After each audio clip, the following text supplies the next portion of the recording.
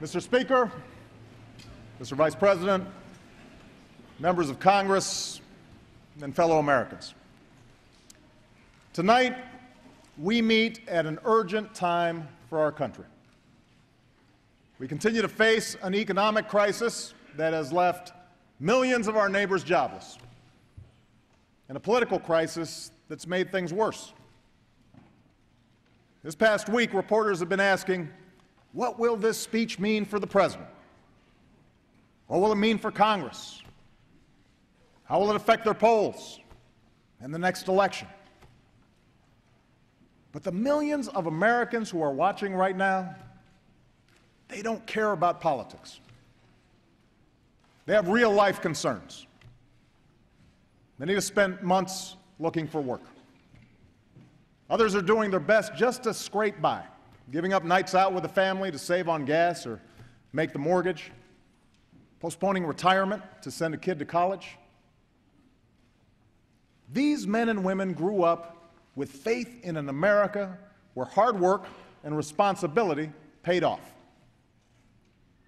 They believed in a country where everyone gets a fair shake and does their fair share, where if you stepped up, did your job, and were loyal to your company, that loyalty would be rewarded with a decent salary and good benefits, maybe a raise once in a while. If you did the right thing, you could make it. Anybody could make it in America. And for decades now, Americans have watched that compact erode. They have seen the decks too often stacked against them. And they know that Washington has not always put their interests first. The people of this country work hard to meet their responsibilities. The question tonight is whether we'll meet ours. The question is whether, in the face of an ongoing national crisis, we can stop the political circus and actually do something to help the economy.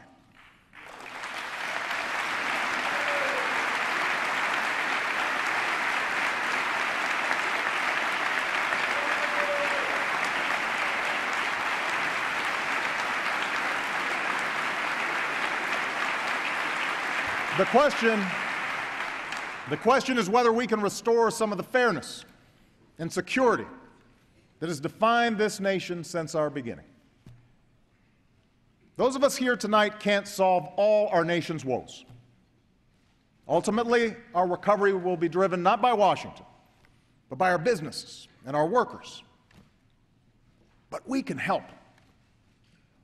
We can make a difference. There are steps we can take right now to improve people's lives. I am sending this Congress a plan that you should pass right away. It's called the American Jobs Act. There should be nothing controversial about this piece of legislation. Everything in here is the kind of proposal that's been supported by both Democrats and Republicans, including many who sit here tonight. And everything in this bill will be paid for. Everything.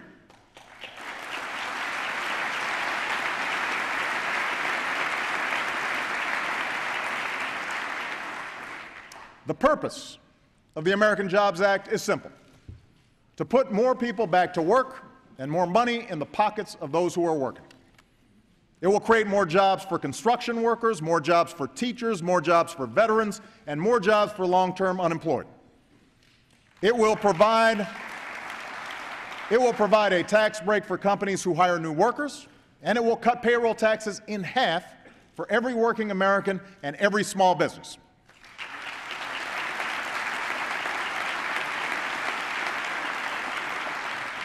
It will provide a jolt to an economy that has stalled and give companies confidence that if they invest and if they hire, there will be customers for their products and services. You should pass this jobs plan right away.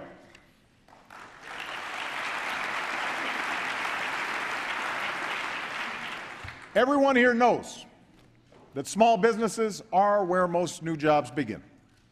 And you know that while corporate profits have come roaring back, smaller companies haven't. So for everyone who speaks so passionately about making life easier for job creators, this plan's for you.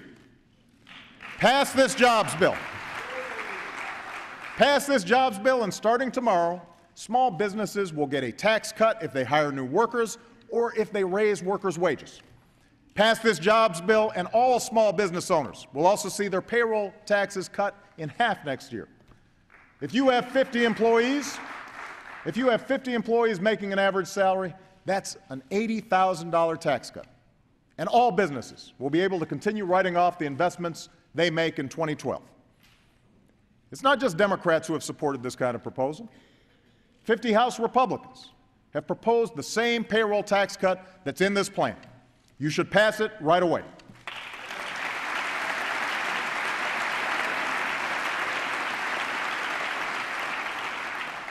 Pass this jobs bill and we can put people to work rebuilding America.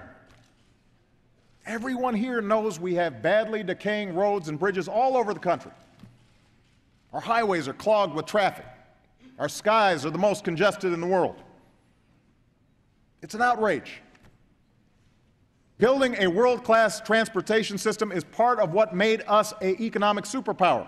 And now we're going to sit back and watch China build newer airports and faster railroads at a time when millions of unemployed construction workers could build them right here in America?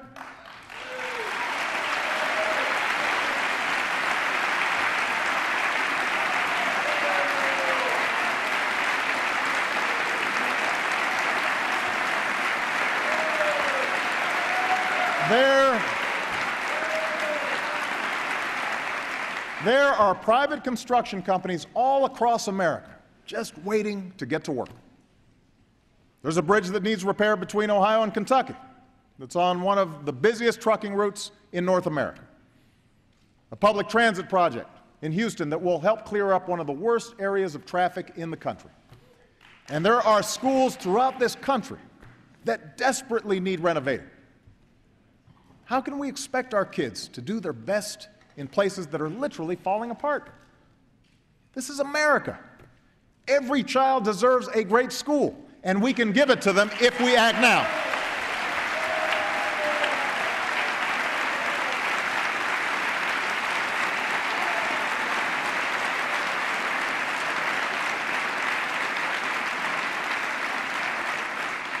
The American Jobs Act will repair and modernize at least 35,000 schools. It will put people to work right now, fixing roofs and windows, installing science labs and high-speed internet in classrooms all across this country. It will rehabilitate homes and businesses in communities hit hardest by foreclosures. It will jumpstart thousands of transportation projects all across the country. And to make sure the money is properly spent, we're building on reforms we've already put in place. No more earmarks. No more boondoggles. No more bridges to nowhere. We're cutting the red tape that prevents some of these projects from getting started as quickly as possible. And we'll set up an independent fund to attract private dollars and issue loans based on two criteria: how badly a construction project is needed and how much good it will do for the economy.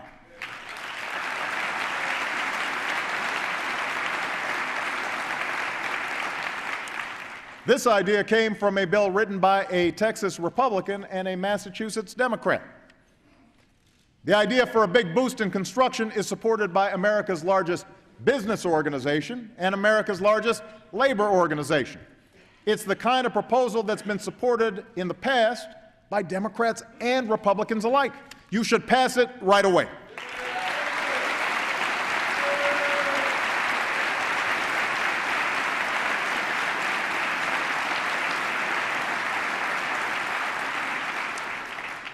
Pass this jobs bill, and thousands of teachers in every state will go back to work. These are the men and women charged with preparing our children for a world where the competition has never been tougher. But while they're adding teachers in places like South Korea, we're laying them off in droves. It's unfair to our kids, it undermines their future and ours, and it has to stop. Pass this bill and put our teachers back in the classroom where they belong.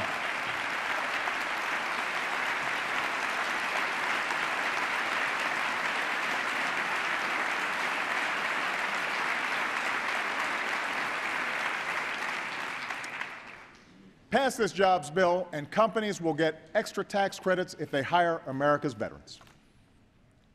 We ask these men and women to leave their careers, leave their families, risk their lives to fight for our country. The last thing they should have to do is fight for a job when they come home.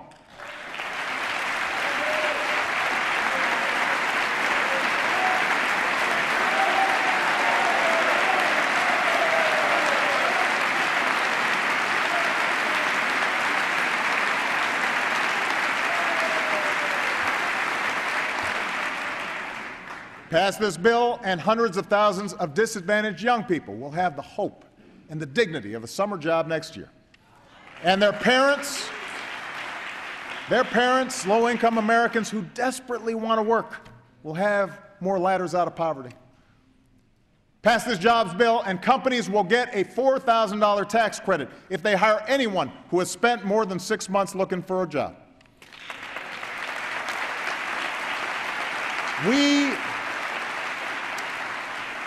We have to do more to help the long-term unemployed in their search for work. This jobs plan builds on a program in Georgia that several Republican leaders have highlighted, where people who collect unemployment insurance participate in temporary work as a way to build their skills while they look for a permanent job. The plan also extends unemployment insurance for another year. If the millions of unemployed Americans stop getting this insurance and stop using that money for basic necessities, it would be a devastating blow to this economy. Democrats and Republicans in this chamber have supported unemployment insurance plenty of times in the past, and in this time of prolonged hardship, you should pass it again, right away.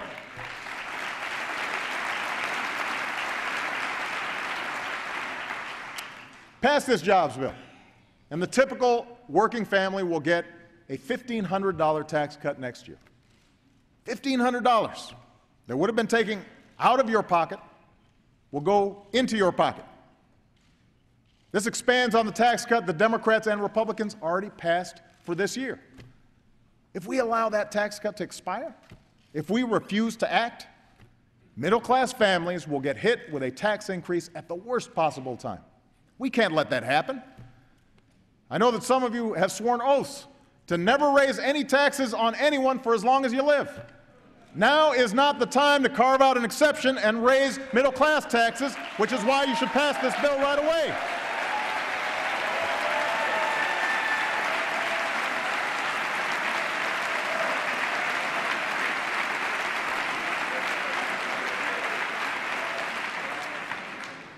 This is the American Jobs Act. It'll lead to new jobs for construction workers, for teachers, for veterans, for first responders, young people, and the long-term unemployed. It'll provide tax credits to companies that hire new workers, tax relief to small business owners, and tax cuts for the middle class. And here's the other thing I want the American people to know. The American Jobs Act will not add to the deficit. It will be paid for. And here's how. The agreement we passed in July will cut government spending by about $1 trillion over the next 10 years. It also charges this Congress to come up with an additional $1.5 trillion in savings by Christmas. Tonight, I am asking you to increase that amount so that it covers the full cost of the American Jobs Act. And a week from Monday, I'll be releasing a more ambitious deficit plan, a plan that will not only cover the cost of this jobs bill, but stabilize our debt in the long run.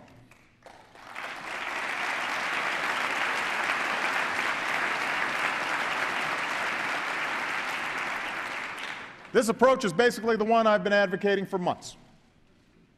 In addition to the $1 trillion of spending cuts I've already signed into law, it's a balanced plan that would reduce the deficit by making additional spending cuts, by making modest adjustments to health care programs like Medicare and Medicaid, and by reforming our tax code in a way that asks the wealthiest Americans and biggest corporations to pay their fair share.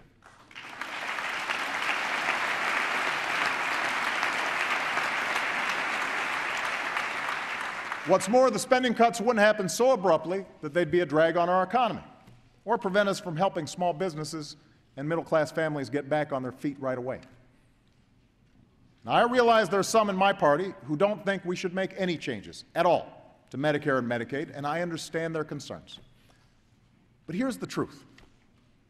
Millions of Americans rely on Medicare in their retirement, and millions more will do so in the future. They pay for this benefit during their working years. They earn it.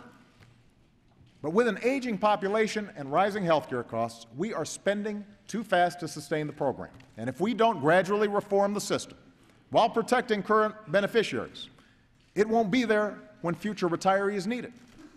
We have to reform Medicare to strengthen it. I'm also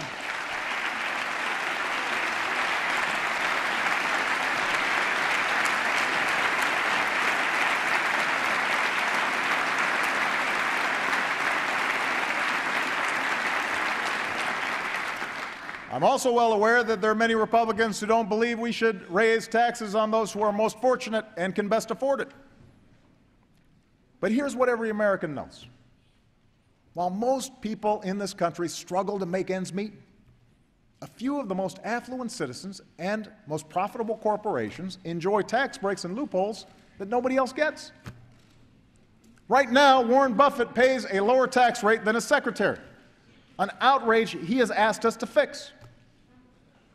We need a tax code where everyone gets a fair shake and where everybody pays their fair share.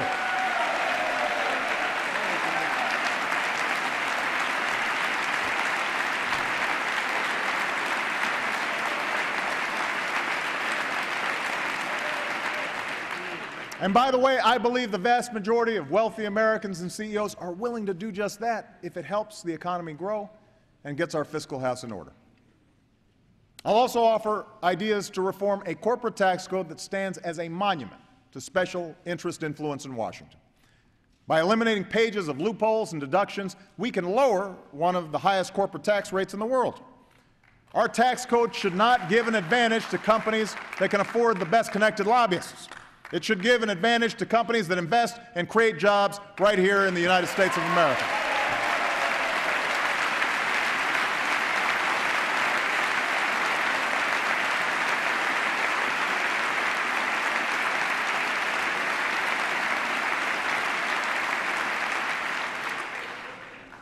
So we can reduce this deficit, pay down our debt, and pay for this jobs plan in the process. But in order to do this, we have to decide what our priorities are. We have to ask ourselves, what's the best way to grow the economy and create jobs? Should we keep tax loopholes for oil companies? Or should we use that money to give small business owners a tax credit when they hire new workers? Because we can't afford to do both. Should we keep tax breaks for millionaires and billionaires? Or should we put teachers back to work so our kids can graduate ready for college and good jobs? Right now, we can't afford to do both. This isn't political grandstanding. This isn't class warfare. This is simple math. This is simple math. These are real choices. These are real choices that we've got to make, and I'm pretty sure I know what most Americans would choose. It's not even close. And it's time for us to do what's right for our future.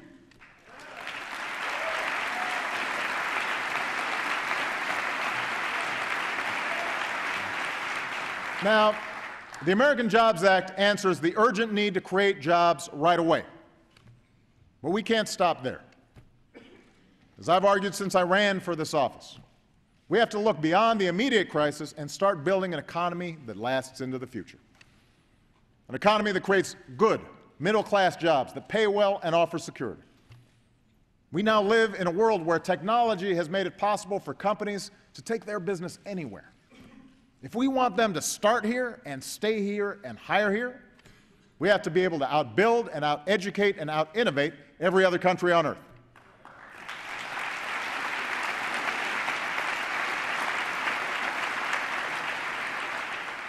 And this task of making America more competitive for the long haul, that's a job for all of us, for government and for private companies, for states and for local communities, and for every American citizen.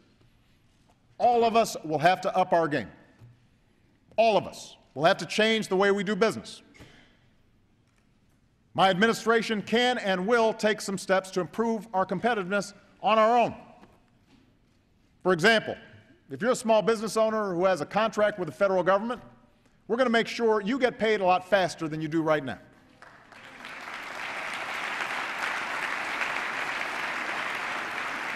We're also planning to cut away the red tape that prevents too many rapidly growing startup companies from raising capital and going public. And to help responsible homeowners, we're going to work with federal housing agencies to help more people refinance their mortgages at interest rates that are now near 4%. That's a step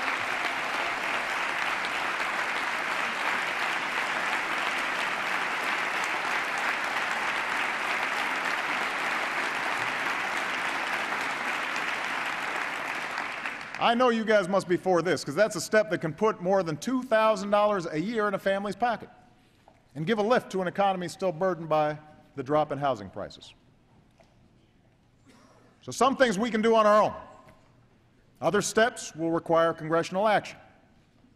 Today, you passed reform that will speed up the outdated patent process so that entrepreneurs can turn a new idea into a new business as quickly as possible. That's the kind of action we need. Now it's time to clear the way for a series of trade agreements that would make it easier for American companies to sell their products in Panama and Colombia and South Korea, while also helping the workers whose jobs have been affected by global competition.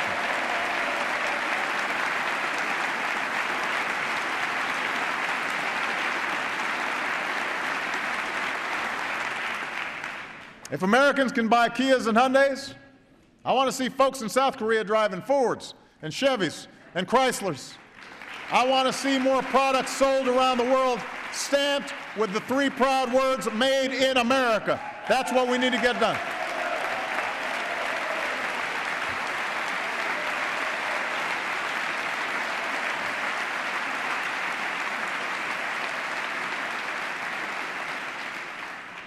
And on all of our efforts to strengthen competitiveness, we need to look for ways to work side by side with America's businesses. That's why I brought together a Jobs Council of leaders from different industries who are developing a wide range of new ideas to help companies grow and create jobs. Already we've mobilized business leaders to train 10,000 American engineers a year by providing company internships and training. Other businesses are covering tuition for workers who learn new skills at community colleges. And we're going to make sure the next generation of manufacturing takes root not in China or Europe, but right here in the United States of America.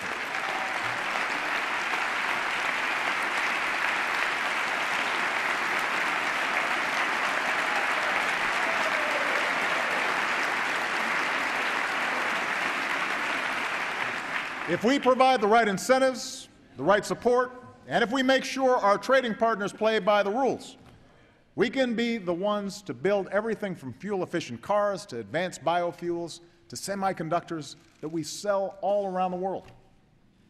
That's how America can be number one again. And that's how America will be number one again.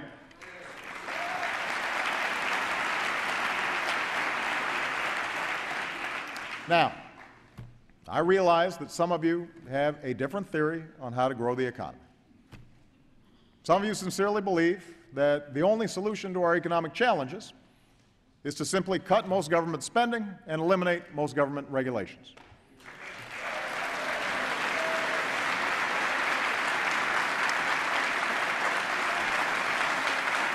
And, well, I agree that we can't afford wasteful spending, and I'll work with you, with Congress, to root it out. And I agree that there are some rules and regulations that do put an unnecessary burden on businesses at a time when they can least afford it.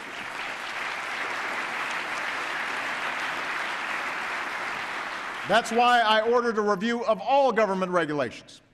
So far, we've identified over 500 reforms, which will save billions of dollars over the next few years.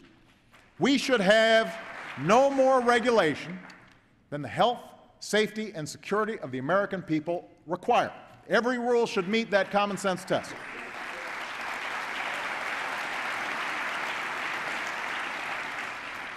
But what we can't do, what I will not do, is let this economic crisis be used as an excuse to wipe out the basic protections that Americans have counted on for decades.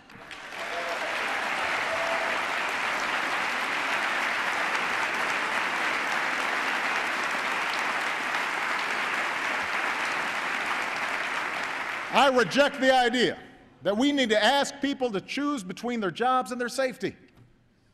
I reject the argument that says for the economy to grow, we have to roll back protections that ban hidden fees by credit card companies, or rules that keep our kids from being exposed to mercury, or laws that prevent the health insurance industry from shortchanging patients.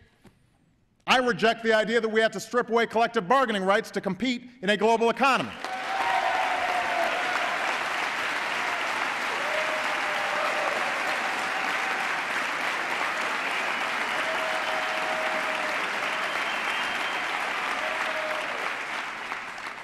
We shouldn't be in a race to the bottom where we try to offer the cheapest labor and the worst pollution standards. America should be in a race to the top, and I believe we can win that race.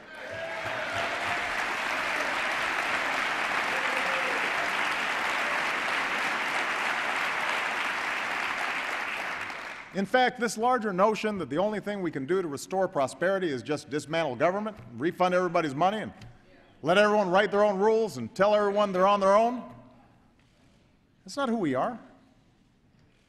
It's not the story of America. Yes, we are rugged individualists. Yes, we are strong and self-reliant. And it has been the drive and initiative of our workers and entrepreneurs that has made this economy the engine and the envy of the world. But there's always been another thread running throughout our history. A belief that we're all connected, and that there's some things we can only do together as a nation. We all remember Abraham Lincoln as the leader who saved our Union, founder of the Republican Party. But in the middle of a civil war, he was also a leader who looked to the future, a Republican president who mobilized government to build the Transcontinental Railroad, launched the National Academy of Sciences, set up the first land-grant colleges. And leaders of both parties have followed the example he set. Ask yourselves, where would we be right now if the people who sat here before us decided not to build our highways, not to build our bridges, our dams, our airports? What would this country be like if we had chosen not to spend money on public high schools, or research universities, or community colleges? Millions of returning heroes, including my grandfather, had the opportunity to go to school because of the GI Bill. Where would we be if they hadn't had that chance?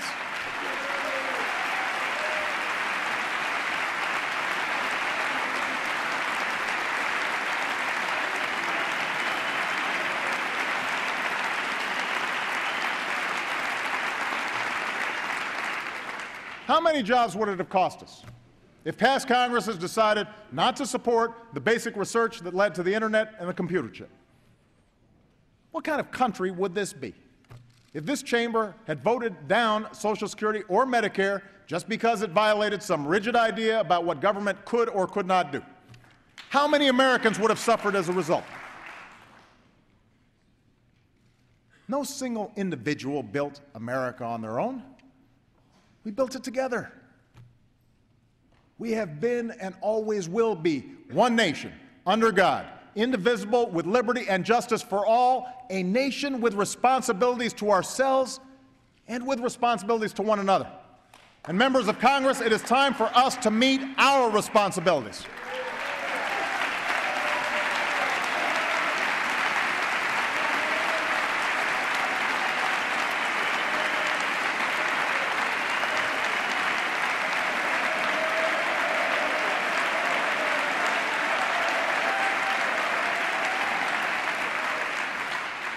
Every proposal I've laid out tonight is the kind that's been supported by Democrats and Republicans in the past. Every proposal I've laid out tonight will be paid for. And every proposal is designed to meet the urgent needs of our people and our communities. Now, I know there's been a lot of skepticism about whether the politics of the moment will allow us to pass this jobs plan or any jobs plan. Already we're seeing the same old press releases and tweets flying back and forth. Already the media has proclaimed that it's impossible to bridge our differences. And maybe some of you have decided that those differences are so great that we can only resolve them at the ballot box. But know this, the next election is 14 months away. And the people who sent us here, the people who hired us to work for them, they don't have the luxury of waiting 14 months.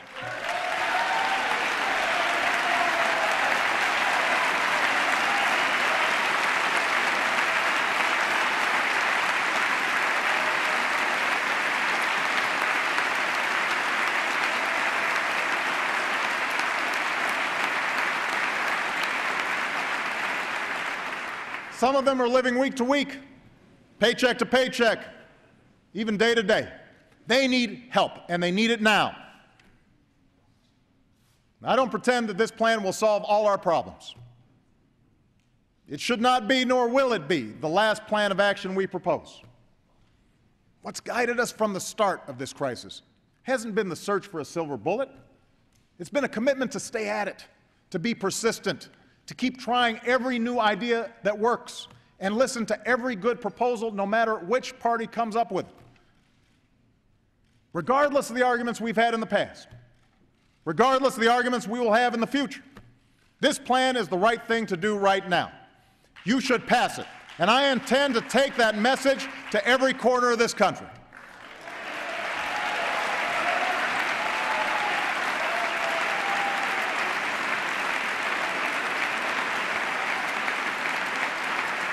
And I ask every American who agrees to lift your voice. Tell the people who are gathered here tonight that you want action now. Tell Washington that doing nothing is not an option. Remind us that if we act as one nation and one people, we have it within our power to meet this challenge. President Kennedy once said, "Our problems are man-made, therefore they can be solved by man. And man can be as big as he wants." These are difficult years for our country, but we are Americans. We are tougher than the times we live in, and we are bigger than our politics have been. So let's meet the moment, let's get to work, and let's show the world once again why the United States of America remains the greatest nation on earth. Thank you very much. God bless you. And God bless the United States of America.